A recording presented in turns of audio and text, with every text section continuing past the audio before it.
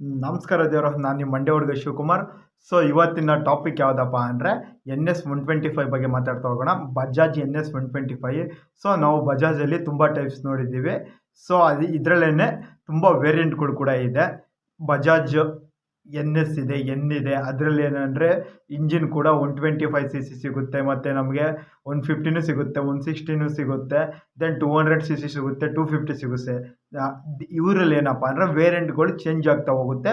Change ಆಗ್ದಂಗೆ ಅದ್ರದ್ದು design ಸ್ವಲ್ಪ Nಲ್ಲೇ change ಇರುತ್ತೆ, NSಲ್ಲೇ ಚೇಂಜ್ ಇರುತ್ತೆ. ಸೊ ಸ್ಟಾರ್ಟಿಂಗಿಂದ ಸ್ಪೋರ್ಟ್ಸ್ ಬೈಕ್ ಅಂತ ನೋಡ್ತಾ ಬಂದರೆ ನಾವು NS 200 ಒಳ್ಳೆ ಕ್ರೇಜ್ ಇದೆ, ಜೊತೆಗೆ ಅದಕ್ಕೆ ಆದಂಥ ಒಂದು ಫ್ಯಾನ್ ಫಾಲೋಯಿಂಗ್ ಇದೆ. ಸೊ ಅದೇ ಸೆಗ್ಮೆಂಟಲ್ಲಿ ಬಜೆಟ್ ಸ್ವಲ್ಪ ಕಮ್ಮಿ ಆಗೋ ಥರ, ಸೊ ಅದೇ ಅಟ್ರಾಕ್ಷನಲ್ಲಿ ನೆಕ್ಸ್ಟು ನಮಗೆ ಸಿಕ್ಕಂಥ ಬೈಕೇನೆ NS 160. ಆಫ್ಟರ್ ನೆಕ್ಸ್ಟು ನಮ್ಗೆ ಇನ್ನೂ ಕಡಿಮೆ ಬಜೆಟಲ್ಲಿ ಸ್ವಲ್ಪ ಏನಂದರೆ ಇವಾಗ ಒಂದು ಲೆವೆಲ್ ಇದ್ದಾಗ ತಗೊಳ್ತಾರೆ. ಸೊ ಇವಾಗ ಮಿಡಲ್ ವರ್ಷನ್ ಮತ್ತು ಲೋ ವರ್ಷನ್ ಬಂದು ಅಂದಾಗ ನಾವೇನು ಮಾಡ್ತೀವಿ, ಮೈಲೇಜ್ ಇಂಪಾರ್ಟೆಂಟಾಗಿ ಚೆಕ್ ಮಾಡ್ಕೊಳ್ತೀವಿ, ಮತ್ತು ಬಜೆಟ್ಟು ಇನ್ವೆಸ್ಟ್ ಮಾಡೋಕ್ಕೆ ಮೊದಲೇ ಸೊ ಎಷ್ಟು ಬೀಳುತ್ತೆ ಅಂತ ಚೆಕ್ ಮಾಡ್ಕೊಳ್ತೀವಿ. ಅದಕ್ಕೋಸ್ಕರ ಮಿಡಲ್ ವರ್ಷನ್ನು ಲೋ ವರ್ಷನ್ಗಳಿಗೆಲ್ಲ ತಗೊಳ್ಳೋದಕ್ಕೆ ಕೈಗೆಟ್ಕೋ ಥರ ಸಿಗಲಿ ಅಂತ ನೆಕ್ಸ್ಟ್ ಕಡಿಮೆ ಬಜೆಟಲ್ಲಿ ಬಂದಂತಿದೆ NS 125. ಸೊ ಬಜಾಜ್ NS 125 ಏನಿದೆ, ಇದ್ರ ಡಿಸೈನ್ ಆಲ್ಸೋ ಸೇಮು NS 200 ಏನಿದೆ ಸೇಮ್ ಡಿಸೈನ್ ಇದೆ, ಸೇಮ್ ಟಕ್ಕರೇ ಇದೆ. ಸೊ ಅದು ಏನಿದೆ ಅದೇ ಥರ ಕಾಣಿಸುತ್ತೆ. ನಮಗೆ ಇದರಲ್ಲಿ ಕೆಲವು ಪಾಸಿಟಿವ್ ಇದೆ, ಕೆಲವು ನೆಗೆಟಿವ್ ಇದೆ. NS 200 ಕಂಪೇರ್ ಮಾಡಿದ್ರೆ ಕೆಲವು ಪಾಸಿಟಿವ್ ಪಾಯಿಂಟ್ಗಳು ನಾವು ನೋಡ್ಬೋದು, ಕೆಲವು ನೆಗೆಟಿವ್ ಪಾಯಿಂಟ್ಗಳನ್ನು ಕೂಡ ನೋಡ್ತಾ ಹೋಗ್ಬೋದು. ಸೊ ನಾವು ಇವತ್ತು ಅದರಲ್ಲಿ ಯಾವುದು ಪಾಸಿಟಿವ್ ಯಾವುದು ನೆಗೆಟಿವ್ ನೋಡ್ತಾ ಹೋಗೋಣ. ಸೊ ಇದು ಪ್ರೆಸೆಂಟ್ ಅಮೌಂಟ್ ಏನಿದೆ, ಇದರಲ್ಲೇನೆ 3 ವೇರಿಯಂಟ್ ಬರುತ್ತೆ. ಅದರಲ್ಲಿ ಸ್ಟ್ಯಾಂಡರ್ಡ್ ಏನಿದೆ, ಮತ್ತು ಬ್ಲೂಟೂತ್ ಏನಿದೆ, ಮತ್ತು ABS ಏನಿದೆ, ಎಲ್ಲನೂ ಚೆಕ್ ಮಾಡ್ತಾ ಹೋಗೋಣ. ನೆಕ್ಸ್ಟು ಫೈನಲ್ ಆಗಿ ಅದರ ಸರ್ವಿಸ್ ಚಾರ್ಜು, ಅಮೌಂಟು, ಮೈಲೇಜು ಎಲ್ಲನೂ ನೋಡೋಣ one by one. So first ನಾವು ಈ ಬೈಕ್ದು ಇಂಜಿನ್ ಸೆಗ್ಮೆಂಟು ಮತ್ತು ಪ್ರೈಜು, ಆನ್ ರೋಡ್ ಪ್ರೈಸ್ ಏನಿದೆ ಇವನ್ನ ಬಂದ್ಬಿಡೋಣ. ಆಫ್ಟರ್ ನೆಕ್ಸ್ಟು ನಾವು ಡಿಸ್ಕಷನ್ ಮಾಡೋಣ. ಸೊ ಇವತ್ತಿನ ನಮ್ಮ ಟಾಪಿಕ್ ಬಂದ್ಬಿಟ್ಟು ಬಜಾಜ್ 125. ಸೊ ಇದರಲ್ಲಿ 3 ವೇರಿಯಂಟಲ್ಲಿ ನಾವು ನೋಡ್ಬೋದು 125ಲೇನೆ. ಸೊ ಇವರಲ್ಲಿ ವೇರಿಯಂಟ್ಗಳು ತುಂಬ ಚೇಂಜಸ್ ಇದೆ, ತುಂಬ ಡಿಫ್ರೆಂಟ್ ಟೈಪ್ಸಲ್ಲಿ ಸಿಗುತ್ತೆ. ಅಮೌಂಟು ನಾವು ಯಾವ ಥರ ಇನ್ವೆಸ್ಟ್ ಮಾಡ್ತಾ ಹೋಗ್ತೀವಿ ಅದ್ರ ವೈಸಲ್ಲಿ ನಮಗೆ ವೇರಿಯಂಟ್ಗಳನ್ನ ಪರ್ಚೇಸ್ ಮಾಡ್ಬೋದು. ಅಂದರೆ ಅಮೌಂಟು ಕೂಡ ಇದರಲ್ಲಿ ನಮ್ಗೆ ಒಂದು ಮೇನ್ ಫಾಲ್ಟ್ ಆಗಿರುತ್ತೆ. ಸೊ ಇವಾಗ ಬನ್ನಿ ನಾವು 125 ಬಗ್ಗೆ ಮಾತಾಡ್ಕೊಂಡು ಬರೋಣ, ಆಫ್ಟರ್ ಡಿಸ್ಕಷನ್ ಮಾಡೋಣ. ಸೊ ಇವಾಗ ನಾವೇನು ನೋಡ್ತಿದ್ದೀವಿ, ಇದು ಬಂದುಬಿಡುತ್ತೆ ಬಜಾಜ್ 125. ಇದು ನಮಗೆ ಆನ್ ರೋಡ್ ಪ್ರೈಸ್ ಏನು ಸಿಗುತ್ತಪ್ಪ ಅಂದರೆ 1,18,705 ರೂಪಾಯಿ ಸಮಥಿಂಗಲ್ಲಿ ಸಿಗುತ್ತೆ. ಸೊ ಇದ್ಯಾವುದು ಅಂದರೆ Pulsar NS 125 standard. So next ಇದು ಪಲ್ಸರ್ 125 ಏನಿದೆ ಅದರಲ್ಲಿ LED ಬ್ಲೂಟೂತ್ ಸಿಗುತ್ತೆ. LED ಬ್ಲೂಟೂತ್ ಬಂದ್ಬಿಟ್ಟು 1,26,000 ಸಮಥಿಂಗಲ್ಲಿ ಸಿಗುತ್ತೆ. ಸೊ ಒಂದು 200-300 ಸಮಥಿಂಗ್ ಆಗುತ್ತೆ, 1,26,000. ಸೊ ಅದು ಬಂದ್ಬಿಟ್ಟು CBS ಇದು ಬಂದ್ಬಿಟ್ಟು ಬ್ರೇಕ್ ಸಿಸ್ಟಮ್ CBS ಇರುತ್ತೆ. ಮತ್ತು ನೆಕ್ಸ್ಟು ಅದರಲ್ಲೇನೆ ನೆಕ್ಸ್ಟ್ ಥರ್ಡ್ ಇದ್ಯಾವ್ದು ಸಿಗುತ್ತೆ ಅಂದರೆ variant Pulsar NS 125 LED Bluetooth ABS ಅದು. ಸೊ ಅದರಲ್ಲಿ ಏನಪ್ಪ ಅಂದರೆ ನಮಗೆ ABS ಸಿಗುತ್ತೆ. ಚಾನಲ್ ಇದು ಏನಿರುತ್ತೆ ಬ್ರೇಕ್ ಸಿಸ್ಟಮ್ ಚಾನಲು, ಇದರಲ್ಲಿ CBS ಇತ್ತು, ಅದರಲ್ಲಿ ಸಿಂಗಲ್ ಚಾನಲ್ ABS ಸಿಕ್ತು ಅಷ್ಟೇ. ಇದರಲ್ಲೆಲ್ಲ ಡಿಜಿಟಲ್ ಡಿಸ್ಪ್ಲೇನೇ ಸಿಗ್ತಾ ಹೋಗುತ್ತೆ. ಇದರಲ್ಲಿ ಬಂದ್ಬಿಟ್ಟಿದೆ ಸ್ಟ್ಯಾಂಡರ್ಡ್ ಏನಿದೆ NS 125, ಅದರಲ್ಲಿ ಬಂದ್ಬಿಟ್ಟು ಸೆಮಿ ಡಿಜಿಟಲ್ ಸಿಗುತ್ತೆ. ಸೊ ಅಮೌಂಟ್ ಏನಪ್ಪ ಅಂದರೆ ಸ್ಟ್ಯಾಂಡರ್ಡ್ಗೆ 1,18,700 ಸಮಥಿಂಗ್ ಇರುತ್ತೆ. ಸೊ ಬ್ಲೂಟೂತ್ ಏನಿದೆ LED ಬ್ಲೂಟೂತ್ಗೆ ಅದಕ್ಕೆ ಬಂದ್ಬಿಟ್ಟು 1,26,000 ಸಮಥಿಂಗ್ ಸಿಗುತ್ತೆ. ಮತ್ತು ಇದೆ LED ಬ್ಲೂಟೂತ್ ABS ಅದಕ್ಕೆ 1,38,000 ಸಮಥಿಂಗ್ ಸಿಗುತ್ತೆ. ಸೊ ಇದರಲ್ಲಿ ನಾವು ಅಮೌಂಟ್ ಯಾವ ಥರ ಇನ್ವೆಸ್ಟ್ ಮಾಡ್ತಾ ಹೋಗ್ತೀವಿ ಅಷ್ಟೇ ನಮಗೆ ಬೆನಿಫಿಟ್ ಸಿಗ್ತಾ ಹೋಗುತ್ತೆ. ಅದೇ ಥರ ಅಡಿಷ್ನಲ್ಲು ಏನಿದೆ ನಾವಿಗೇಷನು ಅಷ್ಟು ನಮಗೆ ಬೆನಿಫಿಟ್ ಸಿಗ್ತಾ ಹೋಗ್ತಿರ್ತವೆ. ಸೊ ಇವೆಲ್ಲ ಏನಪ್ಪ ಅಂದರೆ ಅಮೌಂಟ್ ಮೇಲೆ ಡಿಪೆಂಡ್ ಆಗಿರುತ್ತೆ. ಬಟ್ ಡ್ರೈವಿಂಗ್ ಬಂದಾಗ ಆಲ್ಮೋಸ್ಟ್ ಎಲ್ಲ ಸೇಮೇ ಇರುತ್ತೆ. ಒಂದೊಂದು ಸ್ವಲ್ಪ ಚೇಂಜಸ್ಗಳು ಬಿಟ್ಟರೆ ಬೇರೆ ಇನ್ನೇನು ಇರೋದಿಲ್ಲ. ಅದಕ್ಕೋಸ್ಕರ ನಾವು ಒಂದು ಸ್ವಲ್ಪ ಅಮೌಂಟ್ನ ಜಾಸ್ತಿ ಕೊಡ್ತಾ ಹೋಗಬೇಕು. CBS ಇರುತ್ತೆ, ನಮಗೆ ABS ಚಾನಲ್ ಬೇಕು ಬ್ರೇಕ್ ಸಿಸ್ಟಮು ಅಂದಾಗ 1,38,000 ಗಂಟೆ ಇನ್ವೆಸ್ಟ್ ಮಾಡಬೇಕಾಗುತ್ತೆ. ಸೊ ಏನು ಬೇಡ, ನಮಗೆ ನಾರ್ಮಲ್ CBS ಇದ್ದರೆ ಸಾಕಪ್ಪ, ಆರಾಮಾಗಿ ಡ್ರೈವ್ ಮಾಡ್ಕೊಳ್ತೀವಿ, ಏನು ತೊಂದರೆ ಇಲ್ಲ ಅಂದರೆ. ಸೊ 1,18,000 ಸಿಗುತ್ತೆ. ಬ್ಲೂಟೂತ್ ಅಡಿಕ್ಷನ್ ಬೇಕು ಅಂದಾಗ 1,26,000 ಸಮಥಿಂಗಲ್ಲಿ ಸಿಗುತ್ತೆ. ಸೊ ಇದೇನೆ ನಮಗೆ ವೇರಿಯಂಟ್ ಏನೋ ಎಕ್ಸ್ಪೆಕ್ಟೇಷನ್ ಜಾಸ್ತಿ ಆಯ್ತಾ ಹೋಗ್ತಿದ್ದಂಗೆ ಅಮೌಂಟ್ ಕೂಡ ಜಾಸ್ತಿ ಆಗ್ತಾ ಹೋಗುತ್ತೆ. ಸೊ ಅಮೌಂಟ್ ಕೊಡೋದಕ್ಕೆ ರೆಡಿ ಇತ್ತು ಅಂದರೆ ಬೈಕ್ ಟಾಪ್ ಎಂಡ್ಗೆ ಹೋಗೋದಕ್ಕೆ ರೆಡಿ ಇದೆ. ಸೊ ನೆಕ್ಸ್ಟ್ ಇದ್ರದ್ದು ಡಿಜಿಟಲ್ ಡಿಸ್ಪ್ಲೇ. ಇದರಲ್ಲಿ ಏನಂದರೆ 1,18,000 ಏನು 125 ಸಿಗುತ್ತೆ ನಮಗೆ NS, ಅದಕ್ಕೆ ಬಂದ್ಬಿಟ್ಟದೆ ಸಿಮಿ ಡಿಜಿಟಲ್ ಡಿಸ್ಪ್ಲೇ ಇರುತ್ತೆ, ಬೇಸಿಕ್ ಡಿಜಿಟಲ್ ಡಿಸ್ಪ್ಲೇ ಇರುತ್ತೆ ನಮ್ಮದು ಮೀಟರ್ ಬೋಲ್ಡು. ನೆಕ್ಸ್ಟ್ ಬ್ಲೂಟೂತ್ ಅಡಿಷನ್ಗೆ ಹೋಯ್ತು ಅಂದರೆ ಡಿಜಿಟಲ್ ಇರುತ್ತೆ. ನೆಕ್ಸ್ಟ್ ಟಾಪ್ ಎಂಡ್ ಏನಿದೆ ನಮ್ಮದು ABS ಚಾನಲ್ಗೆ, ಅದರಲ್ಲೂ ಅಷ್ಟೇ ಆಲ್ಮೋಸ್ಟು ಡಿಜಿಟಲ್ ಡಿಸ್ಪ್ಲೇನೇ ಸಿಗ್ತಾ ಹೋಗುತ್ತೆ. ಸೊ ನಾವು ಇವಾಗಿನ ಜನ್ರೇಷನಲ್ಲಿ ಏನು ನೋಡ್ತೀವಿ, ಇವಾಗ ಬರೋ ಎಲ್ಲ ಬೈಕು ಆಲ್ಮೋಸ್ಟು ಡಿಜಿಟಲ್ ಡಿಸ್ಪ್ಲೇನೇ ಇರುತ್ತೆ. ಸೊ ಡಿಜಿಟಲ್ ಡಿಸ್ಪ್ಲೇ ಬೆಟರು, ಯಾಕೆ ಅಂದರೆ ಕೆಲವು ಪಾಯಿಂಟ್ಗಳು ನಮ್ಗೆ ಗೊತ್ತಿಲ್ಲದೆ ಇರೋ ಪಾಯಿಂಟ್ಗಳು ಕೂಡ ನೋಟೆಡ್ ಆಗ್ತಾ ಇರುತ್ತೆ. ಜೊತೆಗೆ ಅದರಲ್ಲಿ ಇಂಡಿಕೇಶನ್ಗಳೆಲ್ಲ ಇದು ಇಂಜಿನ್ ಪ್ರಾಬ್ಲಮ್ಮು ಮತ್ತು ಕೂಲೆಂಟ್ ಇಶ್ಯೂ ಏನೇ ಇತ್ತು ಅಂದರೂ ಇಂಡಿಕೇಶನ್ ಬರುತ್ತೆ. ಹಂಗಾಗಿ ಡಿಜಿಟಲ್ ಬೆಸ್ಟ್ ಅಂತ ಹೇಳ್ಕೊಳ್ಬೋದು. ಬಟ್ ಡಿಜಿಟಲ್ ಒನ್ ಟೈಮ್ ಏನಾದ್ರು ಇಶ್ಯೂ ಆಗಿ ಮತ್ತೆ ನಾವು ರೀಪ್ಲೇಸಿಂಗ್ ಮಾಡಿಸ್ತೀವಿ ಅಂದಾಗ ಇನ್ವೆಸ್ಟ್ಮೆಂಟ್ ಸ್ವಲ್ಪ ಜಾಸ್ತಿ ಆಗುತ್ತೆ ರೀಪ್ಲೇಸಿಗೆ. ನಾರ್ಮಲ್ ಡಿಸ್ಪ್ಲೇ ಕಂಪೇರ್ ಮಾಡಿದ್ರೆ ಡಿಜಿಟಲ್ಗೆ ಸ್ವಲ್ಪ ಜಾಸ್ತಿನೇ ಕೊಡಬೇಕಾಗುತ್ತೆ ಅಮೌಂಟ್ ಅಂತ ಹೇಳ್ಬೋದು. ಸೊ ನೆಕ್ಸ್ಟ್ ನೋಡೋಣ ಬನ್ನಿ, ಇನ್ನು ಫ್ಯೂಚರ್ಸ್ಗಳು ಏನಿದೆ ಅಂತ ಇಂಜಿನ್ ವೈಸ್ ನೋಡ್ಕೊಂಡು ಹೋಗೋಣ. ಸೊ ಇನ್ನು ಇವಾಗಾಗಿತ್ತು ಸೆಮಿ ಡಿಸ್ಪ್ಲೇ, ಇವನ್ನ ನೋಡಾಯಿತು ನಾವು. ಜೊತೆಗೆ ಇದು ಲೈಟಿಂಗ್ ಏನು ಸಿಗುತ್ತೆ ಅಂದರೆ ಆಲ್ಮೋಸ್ಟ್ ಎಲ್ಲರಲ್ಲೂ LED ಸಿಗುತ್ತೆ. ಇದರಲ್ಲಿ 125 ಸ್ಟ್ಯಾಂಡರ್ಡಲ್ಲಿ ಮಾತ್ರ ಆಲುಜಿನ್ ಬಲ್ಬ್ ಸಿಗುತ್ತೆ. ಕಲರ್ ವೈಸ್ ಹೋದಾಗ ಇದರಲ್ಲಿ 5 ಕಲರ್ನ ನಾವು ನೋಡ್ಬೋದು.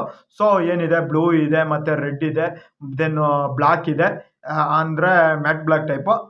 ಸೊ ಇನ್ನೊಂದು ಬಂದ್ಬಿಟ್ಟಿದೆ ಒಂದು ಸ್ವಲ್ಪ ಲೈಟು ಕಾಪಿ ಕಲರಲ್ಲಿ ಬರುತ್ತೆ. ಅದು ಬಿಟ್ಟರೆ ಇನ್ನೇನಿದೆಯಪ್ಪ ಇದರಲ್ಲಿ ಅಂದರೆ, ಸೊ ಇಂಜಿನ್ ಕೆಪಾಸಿಟಿ ಏನಿದೆ ಅಂದರೆ ಇದು 125cc ಬೈಕ್ ಆಗಿರೋದ್ರಿಂದ 124.43cc ನಮಗೆ ಇಂಜಿನ್ ಸಿಗುತ್ತೆ. ಮೈಲೇಜ್ ಬಂದ್ಬಿಟ್ಟಿದೆ 47 ಅಂತ ಶೋರೂಮಲ್ಲಿ ಹೇಳ್ಕೊಳ್ತಾರೆ. ನಮ್ಮ ಫ್ರೆಂಡ್ಸ್ ಎಲ್ಲ ಡ್ರೈವ್ ಮಾಡ್ತಾ ಇದ್ದಾರೆ ಆಲ್ರೆಡಿ, ಅವ್ರ ಹತ್ರ ಎಲ್ಲ ನಾನು ಕೇಳಿರೋ ಪ್ರಕಾರ 50-55ವರೆಗೂ ರೀಚ್ ಆಗುತ್ತೆ ಅಂತ ಹೇಳಿದ್ದಾರೆ. ಬರುತ್ತೆ ಗುರು, ಯಾಕೆಂದರೆ ಇದು 125 ಇರೋದ್ರಿಂದ ಆರಾಮಾಗಿ 55 ಬರುತ್ತೆ, ಏನು ಇಲ್ಲ ಅಂತ ಹೇಳೋಕ್ಕಾಗೋದಿಲ್ಲ. ಜೊತೆಗೆ ನಾವೇನಂದರೆ ಇಂಜಿನ್ ಯಾವ ಥರ ಸೆಟ್ ಮಾಡ್ಕೊಳ್ತೀವಿ, ಜೊತೆಗೆ ಯಾವ ಥರ ಬೈಕ್ನ ನಾವು ಡ್ರೈವ್ ಮಾಡ್ತೀವಿ, ಎರ್ರಂಬಿರಿ ತದ್ವಾ ಎಲ್ಲ ಹೊಡ್ಕೊಂಡು ಹೋಗಬಾರ್ದು. ಇದೇನಂದರೆ ಟಾಪ್ ಸ್ಪೀಡ್ ಬಂದ್ಬಿಟ್ಟಿದೆ 103 ಅಂತ ಹೇಳ್ಕೊಂಡಿದ್ದಾರೆ.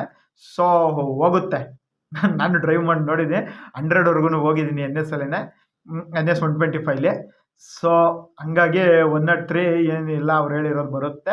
ಜೊತೆಗೆ ನೆಕ್ಸ್ಟ್ ಇದ್ರದ್ದು ಫ್ಯೂಚರ್ಸ್ಗಳು ನೋಡ್ಕೊಂಡು ಹೋಗೋಣ ಬನ್ನಿ ಹಂಗೇನೆ. ಸೊ ಇದು ಬಂದ್ಬಿಟ್ಟಿದೆ ವೆಯ್ಟ್ ಬಂದ್ಬಿಟ್ಟು 144 kg ಇದೆ ಗುರು, ಒಳ್ಳೆ ವೆಯ್ಟ್ ಕೊಟ್ಟಿದ್ದಾನೆ. ಮತ್ತು ಇದರಲ್ಲಿ ಬಂದ್ಬಿಟ್ಟುತ್ತೆ 5 ಗೇರ್ ಸಿಗುತ್ತೆ ನಮಗೆ. 5 ಗೇರ್ ಏನಕ್ಕೆ ಕೊಟ್ಟವನೋ ಗೊತ್ತಿಲ್ಲ ಗುರು. ಈಗ 200cc 5 ಗೇರ್ ಕೊಟ್ಟವನು ಅಂದರೆ ಓಕೆ, ಅವನು ಅದೇ ಸ್ಟ್ಯಾಂಡರ್ಡ್ ಅದರಲ್ಲಿ ಏನಿದೆ ಅದನ್ನೇ ಇದರಲ್ಲಿ ಮೇಂಟೈನ್ ಮಾಡ್ಕೊಂಡಿದ್ದಾನೆ. 5 ಗೇರ್ ಏನಕ್ಕೆ ಕೊಟ್ಟವನು ಅವನಿಗೆ ಗೊತ್ತು. ಓಕೆ ಇರಲಿ ಬಿಡು ಗುರು. ಈಗ ಏನಂದರೆ 5 ಗೇರು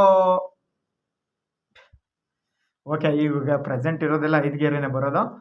ಸೊ ನೆಕ್ಸ್ಟ್ ನೋಡ್ತಾ ಹೋಗೋಣ ಇನ್ನೂ ಏನೇನಿದೆ ಇದರಲ್ಲಿ ಅಂತ ಬನ್ನಿ ಹಂಗೇನೆ. ಮೈಲೇಜ್ ಆಯಿತು, ನಮ್ಮದು ಇಂಜಿನ್ ನೋಡಾಯಿತು, ಸ್ಪೀಡ್ ನೋಡಾಯಿತು, ಜೊತೆಗೆ ಇದು ವೆಯ್ಟ್ ಎಷ್ಟಿದೆ ಅಂತ ನೋಡಾಯಿತು. ಪೆಟ್ರೋಲ್ ಟ್ಯಾಂಕ್ ಬಂದ್ಬಿಟ್ಟಿದೆ 12 ಲೀಟ್ರ್ ಪೆಟ್ರೋಲ್ ಟ್ಯಾಂಕ್ ಇದೆ. ಜೊತೆಗೆ ಹೈಟ್ ಬಂದ್ಬಿಟ್ಟಿದೆ 805 mm ಬರುತ್ತೆ ಸೀಟ್ ಹೈಟು. ಸೊ ಕುಳ್ಳ ಇದ್ರೂ ಹೈಟ್ ಇಲ್ಲ ಅಂದ್ರೂ ಕಂಫರ್ಟೇಬಲ್ ಆಗಿ ಯೂಸ್ ಮಾಡ್ಕೊಳ್ಬೋದು. ಒಂದು 5.4, 5, 6 ಇದ್ದವ್ರಿಗೆಲ್ಲ ಯೂಸ್ ಮಾಡ್ಬೋದು. ಯಾಕೆಂದರೆ ಅದು ಹಿಂದೆಗಡೆ ಸೀಟ್ ಸ್ವಲ್ಪ ಇನ್ನೂ ಹೈಟ್ ಬರುತ್ತೆ, ಮುಂದೆಗಡೆ ಸ್ವಲ್ಪ ಡೌನ್ ಕೊಟ್ಟಂಗೆ ಕಾಣಿಸುತ್ತೆ. ಸೊ ಎಟ್ಕಿಸುತ್ತೆ ಕಾಲು, ಸ್ವಲ್ಪ ನೆಗಿರಿ ಕಾಲನ್ನ ಇದು ಮಾಡ್ಕೊಂಡು ಟಚ್ ಮಾಡ್ಕೊಂಡು ಹೋಗ್ಬೋದು ಭೂಮಿಗೆ. ಸೊ 200cc ಅಮೌಂಟ್ ಹಾಕೋಕ್ಕಾಗಲ್ಲ ಗುರು. 1,88,000, 90,000, 2 ಲಕ್ಷ ಎಲ್ಲ ಕೊಡೋಕ್ಕಾಗಲ್ಲ. ಅಂದರೆ ಅದೇ ಡಿಸೈನಲ್ಲಿ ಸ್ವಲ್ಪ ಸ್ಪೀಡ್ ಕಮ್ಮಿ ಆಗುತ್ತೆ, ಸ್ವಲ್ಪ ಮೈಲೇಜ್ ಜಾಸ್ತಿ ಆಗುತ್ತೆ, ಸ್ವಲ್ಪ ಅಮೌಂಟ್ ಕಮ್ಮಿ ಆಗುತ್ತೆ. ಸೊ ಜೊತೆಗೆ ಏನಂದರೆ ಡಿಸೈನ್ ಸೇಮ್ ಇರುತ್ತೆ. ಇನ್ನೂ ಒಂದು ನೆಗೆಟಿವ್ ಏನಂದರೆ ಟೈರ್ ಬಂದಾಗ ಟೈರ್ ಸೈಜಲ್ಲಿ ಸ್ವಲ್ಪ ಚಿಕ್ಕ ಆಗುತ್ತೆ, ಕೆಲವು ಜಾಸ್ತಿ ಆಗುತ್ತೆ, ಕೆಲವು ಕಡಿಮೆ ಆಗುತ್ತೆ ಅನ್ನೋದು ಬಿಟ್ಟರೆ 125ಲಿ ಏನೂ ಮೋಸ ಇಲ್ಲ, ಆರಾಮಾಗಿ ಪರ್ಚೇಸ್ ಮಾಡ್ಬೋದು. ಸೊ ಚೆನ್ನಾಗಿದೆ ಬೈಕು ಅಂತ ಹೇಳ್ಬೋದು. ಡಿಸೈನ್ ಆಲ್ಸೋ ಸೇಮ್, ಏನಂದರೆ 200 NS 200 ಏನಿದೆ ಅದೇ ಡಿಸೈನ್ ತಗೊಬಂದಿದ್ದಾನೆ. ಇನ್ನೇನು ಅದರಲ್ಲಿ ಪ್ಲಸ್ ಅಂದರೆ ಅದರಲ್ಲಿ ಓನ್ಲಿ ಸೆಲ್ಫ್ ಇರುತ್ತೆ, ಇದರಲ್ಲಿ ಕಿಕ್ ಕೂಡ ಕೊಟ್ಟಿರ್ತಾನೆ. ಸೊ ಅದೊಂದು ಪ್ಲಸ್ ಪಾಯಿಂಟ್ ಇದೆ. ಕೆಲವು ಪ್ಲಸ್ ಪಾಯಿಂಟ್ ಆಗುತ್ತೆ, ಕೆಲವು ಮೈನಸ್ ಪಾಯಿಂಟ್ ಆಗುತ್ತೆ. ಸೊ ಅಮೌಂಟ್ ನೋಡ್ಕೋದಾಗ ಎರಡನ್ನು ಎಕ್ಸ್ಪೆಕ್ಟೇಷನ್ನ ಮಾಡ್ಕೊಂಡೆ ನಾವು ಹೋಗಬೇಕು, ಸುಮ್ಮನೆ ಅನ್ಎಕ್ಸ್ಪೆಕ್ಟೆಡಾಗಿ ಹೋಗೋಕ್ಕಾಗಲ್ಲ. ಸೊ ನೆಕ್ಸ್ಟ್ ಬನ್ನಿ ಇದ್ರದ್ದು ಇಂಜಿನ್ ಟಾರ್ಕು ಮ್ಯಾಕ್ಸು ಎಲ್ಲ ನೋಡ್ಕೊಂಡು ಹೋಗೋಣ. ಸೊ ನೆಕ್ಸ್ಟ್ ಇವಾಗ ಹೈಟ್ ಆಯಿತು, ಸೀಟ್ ಹೈಟ್ ನೋಡಿದ್ದೀವಿ. ಸೀಟ್ ಹೈಟ್ ಆರಾಮಾಗಿ ಕಂಫರ್ಟೇಬಲ್ ಆಗಿ ಎಂಥವ್ರಿಗೂ ಮ್ಯಾಚಿಂಗ್ ಆಗುತ್ತೆ. ಸೊ ನೆಕ್ಸ್ಟ್ ಏನಪ್ಪ ಅಂದರೆ ಇದ್ರದ್ದು ಮ್ಯಾಕ್ಸ್ ಪವರ್ ಬಂದ್ಬಿಟ್ಟು 11.8 BHP ಇದೆ, 850 RPM ಇದೆ. ಆಲ್ಮೋಸ್ಟ್ ಇದು ಹೆಚ್ಚು ಕಮ್ಮಿ 150cc ಟಕ್ಕರ್ ಕೊಡೋ ರೇಂಜ್ಗೆ ಇದೆ. ಆರಾಮಾಗಿ 150cc ಸ್ಪೀಡಲ್ಲೇ ಹೊಡಿಬೋದು, ಆ ರೇಂಜ್ಗೆಲ್ಲ ಸ್ಪೀಡ್ ಹೊಡಿಬೇಡಿ. ಮ್ಯಾಕ್ಸ್ ಟಾರ್ಕ್ ಬಂದ್ಬಿಟ್ಟು 11 Nm ಇದೆ, ಅದು 7000 RPM ಬರುತ್ತೆ. So top speed 103 ಹೇಳ್ಕೊಂಡಿದ್ದಾರೆ. ಜೊತೆಗೆ ಬ್ರೇಕ್ ಸಿಸ್ಟಮ್ ಏನಿದೆ ಅಂದರೆ ಇದು ನಾವು ನೋಡ್ತಿರೋದು ಸ್ಟ್ಯಾಂಡರ್ಡ್ ವರ್ಷನು, ಹಂಗಾಗಿ CBS ಬ್ರೇಕ್ ಸಿಸ್ಟಮ್ ಇರುತ್ತೆ. ಫ್ರಂಟ್ ಬ್ರೇಕ್ ಅಷ್ಟೇ ಡಿಸ್ ಇರುತ್ತೆ. ಜೊತೆಗೆ ಇದು ಫ್ರಂಟ್ ಬ್ರೇಕ್ ಸೈಜ್ ಬಂದ್ಬಿಟ್ಟು 240 mm ಇರುತ್ತೆ. ಟೂ ಪೊಸಿಷನ್ ಮತ್ತೆ ನಮ್ಗೆ ಇನ್ನೇನಪ್ಪ ಬೇಕು ಇದರಲ್ಲಿ ಅಂದರೆ ಸೊ ಜನರಲ್ ಆಗಿ ಇಷ್ಟೇ ನಮ್ಗೆ ಬೇಕಾಗಿರೋದು ಇಂಪಾರ್ಟೆಂಟ್ ಆಗಿ. ದೆನ್ ಜೊತೆಗೆ ಸ್ಟ್ಯಾಂಡರ್ಡ್ ವ್ಯಾರಂಟಿ ನೋಡ್ತಾ ಹೋದ್ರೆ 5 years ವ್ಯಾರಂಟಿ ಸಿಗುತ್ತೆ ನಮಗೆ ಇಂಜಿನು. ಮತ್ತು ಇದ್ರ ಇಲ್ಲ ಅಂದರೆ 75,000 ಕಿಲೋಮೀಟ್ರ್ವರೆಗೂ ಇದು ಕೊಟ್ಟಿದ್ದಾನೆ, ಇಂಜಿನ್ ಕೊಟ್ಟಿದ್ದಾನೆ. ಸೊ ನಾವು ಸ್ಟ್ಯಾಂಡರ್ಡ್ ಆಗಿ 5 ವರ್ಷ ವ್ಯಾರಂಟಿ, ಆಲ್ಮೋಸ್ಟ್ ಎಲ್ಲ ವೇರಿಯಂಟ್ ಕಂಪ್ನಿಗಳನ್ನು 5 ವರ್ಷನೇ ವ್ಯಾರಂಟಿ ಸಿಗೋದು. ಇದರಲ್ಲಿ ಏನಪ್ಪ ಅಂದರೆ 75,000 ಕಿಲೋಮೀಟ್ರ್ವರೆಗೂ ಕೊಟ್ಟಿದ್ದಾನೆ. ಸೊ ಏನು ತೊಂದರೆ ಇಲ್ಲ, ಆರಾಮಾಗಿ ಪರ್ಚೇಸ್ ಮಾಡ್ಕೊಳ್ಬೋದು. ನಮ್ಗೆ ಇವಾಗ NS 200ಗೆಲ್ಲ ಬಜೆಟ್ ಹಾಕೋಕ್ಕಾಗಲ್ಲ ಅಂದರೆ NS 125 ಕಣ್ಣು ಮುಚ್ಕೊಂಡು ತಗೊಂಡು ಓಡಿಸ್ಬೋದು ಗುರು. ಏನಂದರೆ ಡಿಸೈನ್ ಸೇಮ್ ಇದೆ ಗುರು, ಅದಕ್ಕೂ ಇದಕ್ಕೂ ಒಂದು ಸಣ್ಣ ಪುಟ್ಟ ಹುಡುಕಿದ್ರೆ ಸಿಗುತ್ತೆ ಅನ್ನೋದು ಬಿಟ್ಟರೆ, ಮತ್ತು ಅಲ್ಲಿ ನಂಬರಿಂಗ್ ಏನಿದೆ ಅದರಲ್ಲಿ 125 ಬರ್ದಿದ್ದಾನೆ ಅನ್ನೋದನ್ನು ಬಿಟ್ಟರೆ ಇನ್ನೇನು ಚೇಂಜಸ್ ಇಲ್ಲ. ಆರಾಮಾಗಿ ಇದನ್ನು ಕಣ್ಣು ಮುಚ್ಕೊಂಡು ಪರ್ಚೇಸ್ ಮಾಡ್ಕೊಳ್ಬೋದು. ಟೈರ್ ಸೈಜಲ್ಲಿ ಸ್ವಲ್ಪ ಚಿಕ್ಕ ಹೊಡಿತದೆ, ಸಣ್ಣ ಬರುತ್ತೆ, ಅದು ಬಿಟ್ಟರೆ ಬೇರೆ ಇನ್ನೇನು ಚೇಂಜಸ್ ಇಲ್ಲ ಜೈಸ್ತಿ ಗುರು. ಅಂದರೆ ಸ್ಪೀಡಲ್ಲೆಲ್ಲ ಚೇಂಜಸ್ ಇದೆ. ನೀವು 125 ತಗೊಂಡು NS 200 ಸ್ಪೀಡ್ ಹೋಗಬೇಕು ಅಂದರೆ ಬರೋದಿಲ್ಲ. ಸೊ ಯಾಕೆಂದರೆ ನಾವು ಅಮೌಂಟ್ ಅಷ್ಟು ಕೊಟ್ಟಿರೋದಿಲ್ಲ, ನಾವು 125 ಏನು ಕೊಡಬೇಕು ಅಷ್ಟೇ ಅಮೌಂಟ್ ಕೊಟ್ಟಿರ್ತೀವಿ, ಹಂಗಾಗಿ ಆ ಸ್ಪೀಡ್ ಬರುತ್ತೆ ನಮಗೆ. ದೆನ್ ಏನು ಹೇಳೋಕ್ಕೆ ಇಷ್ಟಪಡ್ತೀನಿ ಅಂದರೆ ಬೈಕು ಗುರು 200 ತಗೊಳಕ್ಕೆ ನಮ್ಮ ಹತ್ರ ದುಡ್ಡಿಲ್ಲ ಗುರು, ಆ ಲೆವೆಲ್ಗೆಲ್ಲ ಬಜೆಟ್ ಹಾಕೋಕ್ಕಾಗೋದಿಲ್ಲ. ಸೊ ನನಗೆ ಅದೇ ಥರದ ಬೈಕ್ ಬೇಕು ಗುರು, ಡ್ರೀಮ್ ಇತ್ತು ಅಂದಾಗ ಒಂದು ರೇಂಜ್ಗೆ ಇದನ್ನು ತಗೊಂಡು ಕಂಫರ್ಟ್ಫುಲ್ಲಾಗಿ ಯೂಸ್ ಮಾಡ್ಬೋದು. ಸೊ ಇದೇನಪ್ಪ ಅಂದರೆ ಫ್ಯಾಮಿಲಿ ಇರೋರ್ಗು ಯೂಸ್ ಮಾಡ್ಕೊಳ್ಬೋದು. ಇನ್ನು ಕಾಲೇಜ್ ಸ್ಟೂಡೆಂಟ್ಗಳಿಗಂತೂ ಮಸ್ತು ಬೈಕ್ ಅಂತ ಹೇಳ್ಬೋದು. ಸೊ 200 ತನಕ ಶೋಕಿ ಮಾಡೋಕ್ಕೆ ಕಾಲೇಜಲ್ಲಿ ಆಯ್ತಿಲ್ಲ ನನಗೆ ಅಂದಾಗ 125 ತಗೊಂಡು ಆರಾಮಾಗಿ ಶೋಕಿ ಮಾಡ್ಕೊಳ್ಬೋದು. ಜೊತೆಗೆ ಇನ್ನೇನಿದೆ ಇದರಲ್ಲಿ ಅಂದರೆ ಸರ್ವಿಸ್ಗಳು ನೋಡೋಣ. ನಾವು ಸರ್ವಿಸ್ ಬಂದ್ಬಿಟ್ಟಿದ್ದೆ ಬಜಾಜಲ್ಲೂ 3 ಸರ್ವಿಸ್ ಕೊಡೋದು. ನಮಗೆ ಯಮಹದಲ್ಲಿ 4 ಸರ್ವಿಸ್ ಕೊಟ್ಟಿದ್ದಾನೆ. ನಾನು ಯಮಹದಲ್ಲಿ ಬೈಕ್ ಪರ್ಚೇಸ್ ಮಾಡಿದ್ದೀನಿ, ಹಂಗಾಗಿ ಹೇಳ್ತಿದ್ದೀನಿ. ಅದರಲ್ಲಿ 4 ಸರ್ವಿಸ್ ಕೊಟ್ಟಿದ್ದಾನೆ. ಕೆಲವರು 4 ಸರ್ವಿಸ್ ಕೊಡ್ತಾರೆ, ಕೆಲವರು 3 ಸರ್ವಿಸ್ ಅಂದರೆ ಫ್ರೀ ಸರ್ವಿಸ್ ಏನಿರುತ್ತೆ ಅದನ್ನು ಕಂಪ್ನಿ ವೈಸು ಮತ್ತು ಅವರು ಏನು ಹೇಳ್ತಾರೆ ಅದ್ರ ಮೇಲೆ ಡಿಪೆಂಡ್ ಆಗಿರುತ್ತೆ. ಆಫ್ಟರ್ ಪೇ ಸರ್ವಿಸ್ ಏನಿರುತ್ತೆ ಅದು ನಿಮ್ಗೆ ಇಷ್ಟು ಬೇಕಷ್ಟು ಮಾಡಿಸ್ಕೊಳ್ತಾ ಇದೆ. ಸೊ ಕರೆಕ್ಟ್ ಟೈಮ್ ಇನ್ ಟೈಮ್ಗೆ ಬೈಕ್ಗಳು ಸರ್ವಿಸ್ ಮಾಡೋದು ಯಾವುದೇ ಕಾರಣಕ್ಕೂ ಮರಿಬೇಡಿ, ಬಿಡಬೇಡಿ. ಬಿಟ್ಟರೆ ನೆಕ್ಸ್ಟು ಫ್ಯೂಚರಲ್ಲಿ 10 ರೂಪಾಯಿ ಕೊಡೋದಕ್ಕೆ 20 ರೂಪಾಯಿ ಕೊಟ್ಟು ಖರ್ಚು ಮಾಡಬೇಕಾಗುತ್ತೆ. ಸೊ ಅದಕ್ಕೋಸ್ಕರ ಸರ್ವಿಸ್ ಮೇನ್ ಇಂಪಾರ್ಟೆಂಟು. ಸೊ ಇವಾಗ ನಾವು ಅದು ಎಷ್ಟೆಷ್ಟಕ್ಕೆ ಸರ್ವಿಸ್ ಇದೆ ನೋಡ್ಕೊಂಡು ಹೋಗ್ಬಿಡೋಣ. ಫಸ್ಟ್ ಸರ್ವಿಸ್ ಬಂದ್ಬಿಟ್ಟು 500ರಿಂದ 750 ಕಿಲೋಮೀಟ್ರ್, ಅಂದರೆ 30 to 45 ಡೇಸ್ ಒಳಗಡೆ ಕ್ಲಿಯರ್ ಮಾಡಿಸ್ಕೊಳ್ಬೇಕು. ಕೆಲವು ಬೈಕಲ್ಲಿ 30 ಡೇಸ್ನೇ ಟಾರ್ಗೆಟ್ ಕೊಟ್ಟಿರ್ತಾರೆ, ಅಷ್ಟರೊಳಗಡೆ ಕ್ಲಿಯರ್ ಮಾಡಿಸ್ಕೊಳ್ಳಿ ಅಂತ. ಸೊ ಫಸ್ಟ್ ಸರ್ವಿಸ್ ಟಾರ್ಗೆಟ್ ಕೂಡ ಚೆನ್ನಾಗಿ ಕೊಟ್ಟಿದ್ದಾನೆ. 500ರಿಂದ 750 ಒಳಗಡೆ ಇದನ್ನು ಫಸ್ಟ್ ಸರ್ವಿಸ್ ಕ್ಲಿಯರ್ ಮಾಡಿಸಿ. ಸೆಕೆಂಡ್ ಸರ್ವಿಸ್ ಏನಿರುತ್ತೆ ಇವೆಲ್ಲ ಫ್ರೀ ಸರ್ವಿಸು. ಫ್ರೀ ಸರ್ವಿಸಲ್ಲಿ ಏನಪ್ಪ ಅಂದರೆ ನಾವು ಆಯಿಲ್ದು ಅಮೌಂಟ್ ಪೇ ಮಾಡಬೇಕಿರುತ್ತೆ ಹೊರತು ಬೇರೆ ಯಾವುದೇ ಎಕ್ಸ್ಟ್ರಾ ಅಮೌಂಟ್ ಲೇಬರ್ ಚಾರ್ಜ್ ಅವ್ರು ಹಾಕೊಳ್ಳೋಂಗಿಲ್ಲ. ಸೊ ಅದನ್ನು ನೋಡಿ ನೀವು ಸರ್ವಿಸ್ ಮಾಡಿಸ್ಬೇಕು, ವಿಚಾರಿಸ್ಕೊಂಡೇ ಮಾಡಿಸಿ. ಬೈಕ್ ತಗೊಳ್ಬೇಕಾದ್ರೆ ಫಸ್ಟ್ ಇವೆಲ್ಲನೂ ವಿಚಾರಿಸ್ಕೊಳ್ಬಿಡಿ. ಏನಂದರೆ ಸುಮ್ಮನೆ ಅವರು ಕೊಡ್ತಾರೆ, ಹೇಳೋದೊಂದು ಕೊಡೋದೊಂದು ಮಾಡೋದೊಂದು ಮಾಡ್ತಾರೆ. ಸೊ ತಗೊಳಕ್ಕೆ ಮೊದಲೇ ನಾವು ಕ್ಲಾರಿಟಿ ತಗೊಬಿಟ್ಟಿದ್ರೆ ನೆಕ್ಸ್ಟ್ ಹೋದಾಗ ಕೇಳೋದಕ್ಕೆ ಒಂದು ಕಾನ್ಫಿಡೆನ್ಸ್ ಇರುತ್ತೆ. ಸೊ ಜೊತೆಗೆ ಒಂದು ಹೇಳಿದ್ರಲ್ಲ ನೀವು ಅನ್ನೋದಕ್ಕೆ ಅವ್ರು ಹೇಳಿರೋ ಪ್ರೂಫ್ ಇರುತ್ತೆ. ಸೊ ಪ್ರೂಫ್ ಅಂದರೆ ಏನು ರೆಕಾರ್ಡ್ ಮಾಡಿ ಮಡಗಿರ್ತೀವೋ ಅನ್ಕೋಬೇಡಿ. ಜನರಲ್ಲ ಕೇಳಿರೋ ಮಾತು ಮೇಲೆ ನಿಂತ್ಕೊಂಡಿಲ್ಲ ಅಂದ್ರೆ ಅವ್ನು ಏನಕ್ಕೆ. ಸೊ ಹಂಗಾಗಿ ನೆಕ್ಸ್ಟ್ ಇವಾಗ ಸೆಕೆಂಡ್ ಸರ್ವಿಸ್ ಬಂದ್ಬಿಟ್ಟು 4,500ರಿಂದ 5,000 ಕಿಲೋಮೀಟ್ರು, ಅಂದರೆ 240 ಡೇಸ್ ಒಳಗಡೆ ಮಾಡಿಸ್ಬೋದು. ಇಲ್ಲ ಅಂದರೆ 4,000ರಿಂದ 5,000 ಯಾವಾಗ ರನ್ ಆಗುತ್ತೋ ಅವಾಗ ಹೋಗಾದ್ರೂ ಮಾಡಿಸ್ಕೊಳ್ಬೋದು. ಸೊ ನೆಕ್ಸ್ಟ್ ಥರ್ಡ್ ಸರ್ವಿಸ್ ಬಂದ್ಬಿಟ್ಟು 9,500ರಿಂದ 10,000 ಕಿಲೋಮೀಟ್ರ್, 360 ಡೇಸ್ ಒಳಗಡೆ 1 ಇಯರ್ವರೆಗೂ ಫ್ರೀ ಸರ್ವಿಸಲ್ಲಿ ಮೇಂಟೈನ್ ಮಾಡ್ಬೋದು. ಸೊ ನಾ ಏನು ಹೇಳ್ತಿದ್ದೀನಿ, ಫಸ್ಟ್ ಸರ್ವಿಸ್ ಇವಾಗ 500ರಿಂದ 750 ಒಳಗಡೆ ಪರ್ ಸರ್ವಿಸ್ ಮಾಡಿರ್ತೀರ. ಆಫ್ಟರ್ ಅದನ್ನು ಕೌಂಟ್ ಮಾಡಿ ನೆಕ್ಸ್ಟ್ 4,500ರಿಂದ 5,000 ಒಳಗಡೆ ಹೋಗಿ. ನೀವು ಆ 750ಕ್ಕೆ ಮಾಡಿಸಿರ್ತಾರಲ್ಲ ಅದನ್ನು ಲೆಸ್ ಮಾಡಿಬಿಟ್ಟು ಮತ್ತೆ 4,500 5,000ಕ್ಕೆ ಹೋಗ್ಬೇಡಿ.